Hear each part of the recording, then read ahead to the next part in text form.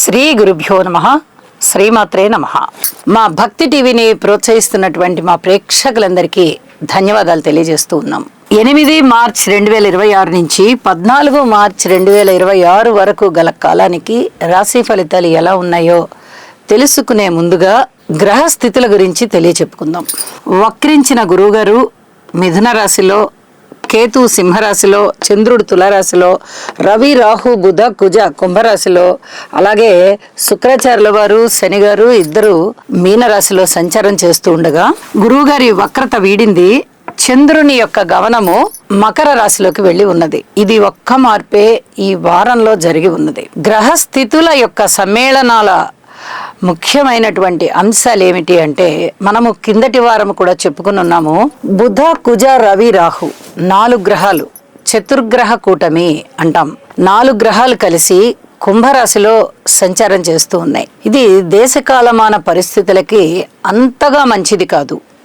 అయితే వ్యక్తిగత జీవితంలో ఈ చతుర్గ్రహ కూటమి యొక్క దుష్పరిణామాలు ఏమీ ఉండబోవు, కానీ కలయికలు, రవి రాహు కలయికలు, అలాగే కుజరాహు కలయికలు వ్యక్తి మీద కొంత ప్రభావాన్ని చూపిస్తాయి. అవి ఏమిటి అంటే, ఈ కుజరాహు కలయిక సర్పదోషాన్ని సూచిస్తూ ఉండగా రవిరాహు కలయిక పితృవంశ దోషాన్ని సూచిస్తూ ఉంటుంది. కాబట్టి ఎవరి జన్మజాతకంలో అయితే కుజదోషము కానీ, సర్పదోషము కానీ, అలాగే పితృవంశ దోషం కానీ ఉన్నట్లయితే వారు పరిహారాలు చేసుకొని లేకపోయినా, ఇప్పటి వరకు ఉంది అని తెలుసుందనుకోండి, చాలా మందికి తెలుస్తుంది. వారు ఈసరికే జాతకం చెప్పించుకొని ఉంటారు, లేకపోతే వారే చూసుకొని ఉంటారు. మనకి జాతకంలో బలానా దోషం ఉంది అని చెప్పి గ్రహిస్తారు, తెలుసుకొని ఉంటారు.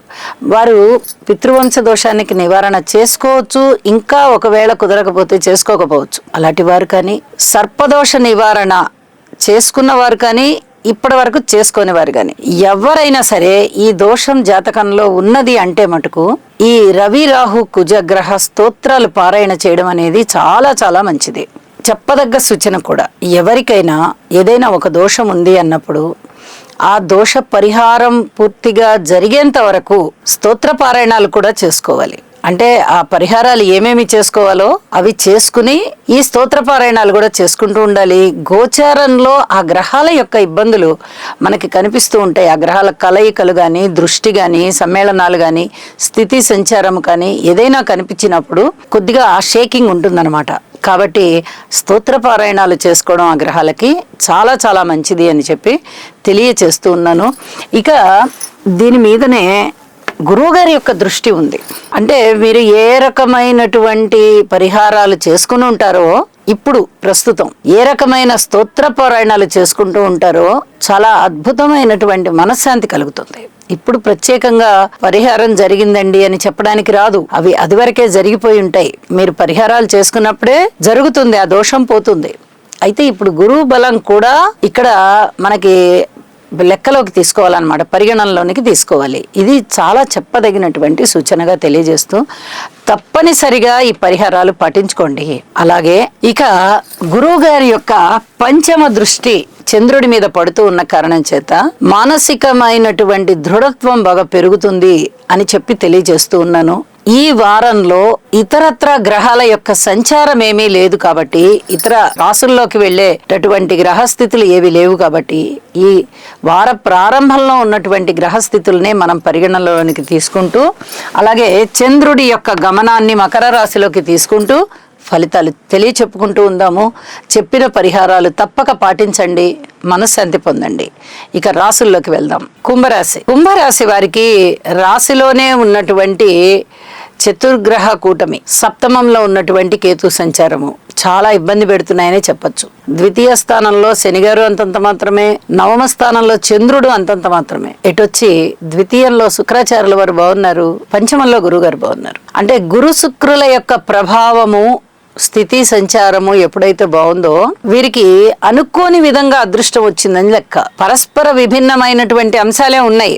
రాశిలోనే 4 గ్రహాలు పెద్దగా ప్రభావాన్ని చూపకపోయేవి, దుష్ట ప్రభావాన్ని చూపించే గ్రహాలు ఉన్నాయంటే అది మాటలైన విషయం కాదు. ఆ గ్రహాలు ఆ ప్రభావాన్నే సూచిస్తాయి. కానీ ఇక్కడ గురువు గారి యొక్క స్థితి సంచారము, దృష్టి పంచమంలో ఉంటూ నవమ దృష్టి చేత రాశి మీద పడుతోంది. అలాగే ద్వితీయంలో శుక్రాచార్యుల వారు కూడా చాలా మంచి ఫలితాలు ఇస్తున్నారు. ఎప్పుడైతే 2 శుభగ్రహాలు అద్భుతమైనటువంటి స్థితి సంచారాలతో ఉన్నాయో దుష్ట ప్రభావమే, శుభగ్రహ ప్రభావమే 2 రకాల ఫలితాలని కూడా కుంభరాశి వారు చూస్తారు. కుటుంబంలో మీరు ఎంతగా శ్రద్ధ తీసుకుంటారో అంతగా మంచి ఫలితాలు ఉంటాయి. అలాగే సంతాన రీత్యా చేదోడు వాదోడుగా ఉంటారు. మీరు పూర్వజన్మలో చేసుకున్నటువంటి పుణ్యం ఏదైతే ఉందో అదంతా ఇప్పుడు అక్కడికి వస్తూ ఉంటుంది. దైవభక్తి బాగా రాణింపు చేస్తుంది మిమ్మల్ని. మీరు దైవాన్ని నమ్ముతారు, దైవం మీ వెంట ఉండి ఆశీస్సులిస్తోంది అన్నట్టుగా గ్రహ సంచారం కనిపిస్తోంది. అలాగే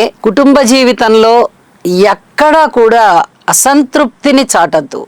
సంతృప్తితో ఉన్నట్టుగానే ఉంటూ కుటుంబ సభ్యులందరినీ ఏకతాటి మీదకి తీసుకొచ్చుకోండి. ఇది చెప్పదగినటువంటి సూచన.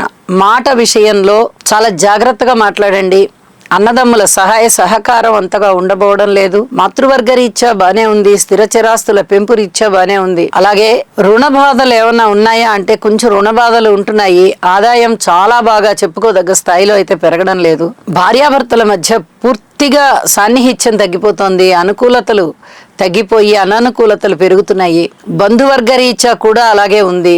ఏలినాటి శని ప్రభావం గాని, ద్వితీయంలో ఉండి కుటుంబ స్థానంలో శనిగారి ప్రభావం కానీ, సప్తమ స్థానంలో కేతు ప్రభావం కానీ, రాశిలోనే ఉన్నటువంటి రాహు యొక్క ప్రభావం కానీ, ఇవన్నీ కూడా దుష్ట ప్రభావాన్ని సూచిస్తూ ఉన్న కారణం చేత ఈ ప్రభావాలు ఏ విధంగా ఉంటాయి అని చెప్పుకునేదానికన్నా జాగ్రత్తలు ఈ విధంగా తీసుకోండి అని చెప్పుకోవడం చాలా మంచిది. శివుని యొక్క కుటుంబ చిత్రపటాన్ని పూజా మందిరంలో పెట్టుకుని పూజించండి. ఎర్రటి పూలతో అమ్మవారికి అలంకారం చేయడము, అష్టోత్తరం చదువుకోవడము, పూజించడము చాలా చాలా మంచిది అని చెప్పి తెలియజేస్తున్నాను. అలాగే పుట్టలో పాలు పోయడము, కుజరాహు స్తోత్రాలు చదువుకోవడము, ఆదిత్య హృదయ పారాయణ చేయడము, రవి రాహు స్తోత్రాలు చదువుకోవడము ఇవి చాలా మంచిది అని చెప్పి చెప్పదగ్గ సూచనగా తెలియజేస్తున్నాను.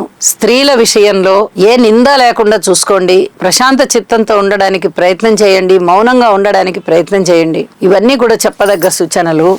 ఇక చంద్రుని యొక్క సంచారము వ్యయ స్థానంలోకి వచ్చి అంత పూర్తి అనుకూలతలని ఇవ్వబోవడం లేదు. కాబట్టి వీలైనంత వరకు చంద్రగ్రహ స్తోత్రాలు పఠించడం చాలా చాలా మంచిది.